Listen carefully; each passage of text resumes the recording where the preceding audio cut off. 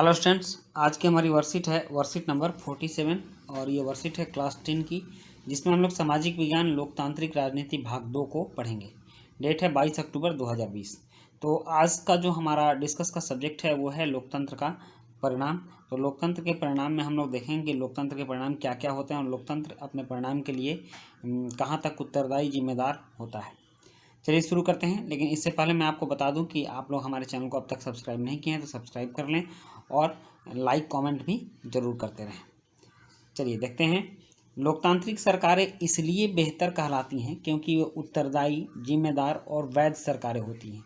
आइए इन शब्दों के अर्थ जानने का प्रयास करें। उत्तरदायी का मतलब ये होता है कि वो सरकार कोई भी निर्णय लेती है, कोई फैसला लेती है, तो उस फैसले का जवाब उसको देना पड़ता है। अगर वो उस फैसले से कुछ अच्छा काम हुआ तो भी वो उत्तरदायी होगी, अगर कुछ गलत काम हो गया तो उसको बहुत सारे सवालों के जवाब देने होते हैं। जनता के सवालों के जवाब देने होते हैं, विपक्ष के सवालों के जवाब देने होते हैं, यहाँ तक कि अपनी ही पार्टी के व्यक्तियों के भी जवाब देने हो सकते हैं। और जिम्मेदार मतलब सारे कार्यों की जिम्मेदारी उसको खुद पर लेनी होती है। और वो वैध सरकारें होती हैं क्योंकि लोगों ने उन्हें चुनकर भेजा है। लोगों की मर्जी है कि इस तरह की सरकार आए और पूरे नियम कायदे से चुनकर आती हैं, इसलिए वो वैध सरकारें होती हैं। तो अब वर्कशीट के हिसाब से इनके अर्थ हम समझेंगे। सबसे पहले उत्तरदायी शब्द। उत्तरदायी का मतलब होता है जो किसी काम की जिम्मेवारी ले कि यह काम मेरे द्वारा किया गया है। तो यह सरकारें अपने फैसले लेने की प्रक्रिया में निश्चित किए गए नियम, कायदों और प्रक्रियाओं को मानने के लिए उत्तरदायी होती है। मतलब जितनी भी हमारे यहाँ सरकारें कैसे चलती हैं, सरकारें संसद में बने कानून के हिसाब से चलती हैं। तो संसद में जो प्रक्रिया किसी फैसला को लेने के लिए बताया गया है, उन प्रक्रियाओं का पालन, उन नियम कायदों का पालन सरकार को करना होता है और इसके लिए वे उत्तरदायी होती हैं। अगर यह प्रक्रिया पालन नहीं किया गया तो सरकारें उत्तरदायी हैं कि वो क्यों नहीं किया गया। इससे फैसलों के बेहतर होने की संभावना होती है, क्योंकि फैसला लेने के लिए जो नियम कानून बनाए गए हैं, जो कायदे बनाए गए हैं, वो इन प्रक्रियाओं से होकर गुजरते हैं कि उसमें गलत फैसला होने का कोई सवाल ही नहीं उठता है।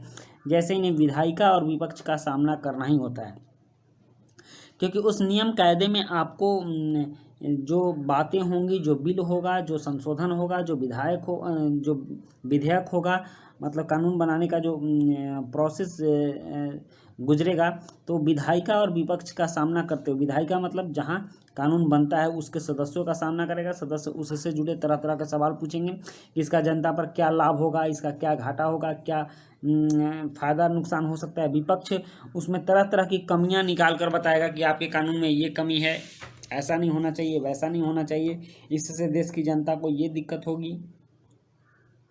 तो इन सब प्रक्रियाओं से गुजर कर छन कर कोई भी विधेयक पास होता है, तब वो कानून बनता है और लोगों के लिए लागू होता है। तो इन सभी प्रक्रियाओं के लिए, नियम कायदों के लिए उत्तरदायी सरकारें होती हैं, लोकतांत्रिक सरकारें होती हैं जो वर्तमान में चल रही होती हैं। उसके बाद जिम्मेदार। लोकतांत्रिक सरकारें अपने लिए गए फैसलों के परिणामों के प्रति भी जिम्मेदार ठहराई जाती है। ऐसा नहीं कि यहाँ के बाद ही उनका काम खत्म हो गया, नहीं। उन फैसलों के परिणाम क्या हुए, अच्छे हुए, बुरे हुए, क्या हुए, उन सब की जिम्मेदारी उन सरकारों पर होगी जिसने वो फैसला लिया है। उन्हें आंदोलनों और चुनावों का सामना करना पड़ता है। अगर वो फैसला गलत है तो जन आंदोलन हो जाता है, जैसे हमारे यहाँ किसान आंदोलन हो जाता है, स्टूडेंट आंदोलन हो जाता है, लेबर यूनियन का आंदोलन होता है, बहुत सारे आंदोलन होते हैं, आप लोग देखते होंगे सड़क पर।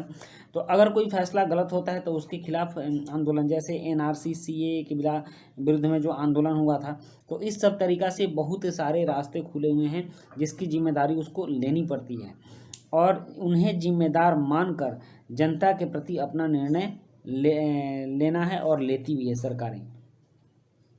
उसके बाद है वैध लोकतांत्रिक सरकारें।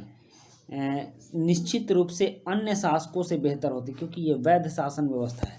अभी जो शासन व्यवस्था चल रही है लोगों ने अपने लिए बनाया है और लोगों का इसमें विश्वास होता है, क्योंकि इसके सारे नियम कानून लोग ही बनाए हैं। तो इसलिए यह वैध शासन व्यवस्था है, क्योंकि यह लोगों की अपनी शासन व्यवस्था है, लोगों ने स्वयं इसे चुना है। इसलिए आज पूरी दुनिया में इन सरकारों की सशक्त उपस्थिति है और लोगों का समर्थन प्राप्त है। तो ये हमारी लोकतांत्रिक व्यवस्था है। अब कुछ प्रश्न हैं, इन प्रश्नों को भी हम देखते हैं। प्रश्न है, सबसे पहला प्रश्न है कि लोकतंत्र में बेहतरीन शासन व्यवस्था है क्योंकि। सही उत्तर चुनिए। यह भ्रष्टाचार मुक्त शासन देती है, यह फैसले बहुत तेजी से लेती है, यह विकास में अव्वल होती है, और द में है कि यह उत्तरदायी, जिम्मेदार और वैध शासन है। तो इसका उत्तर होगा डी, यह उत्तरदायी, जिम्मेदार और वैध शासन है। ये एक एमसीक्यू था। और उसके बाद 3 और प्रश्न हैं। दूसरा प्रश्न है, आपको कोई चीज़ इसलिए प्रिय है क्योंकि उसे आपने बनाया। आप कोई चीज़ बनाते हैं तो वो काफ़ी अच्छा लगता है।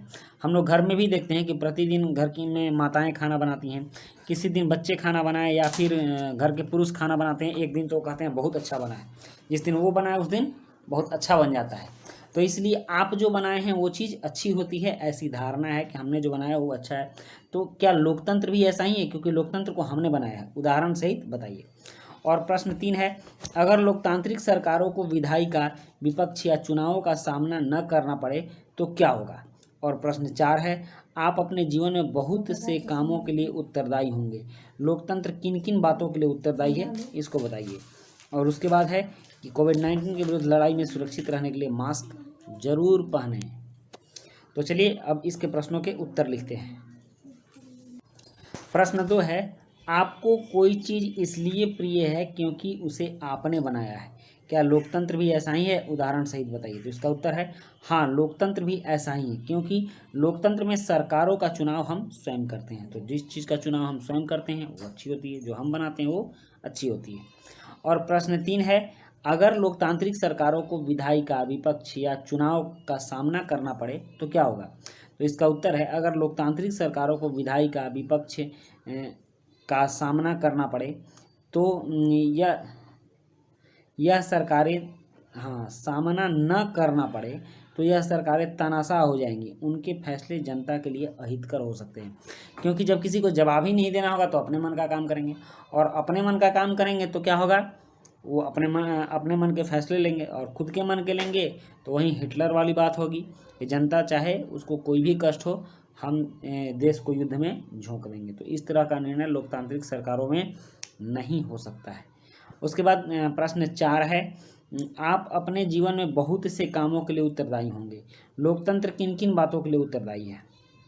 इसका उत्तर है, लोकतंत्र अपने लिए गए फैसले की प्रक्रिया में निश्चित किए गए नियम कायदों को मानने के लिए उत्तरदायी है।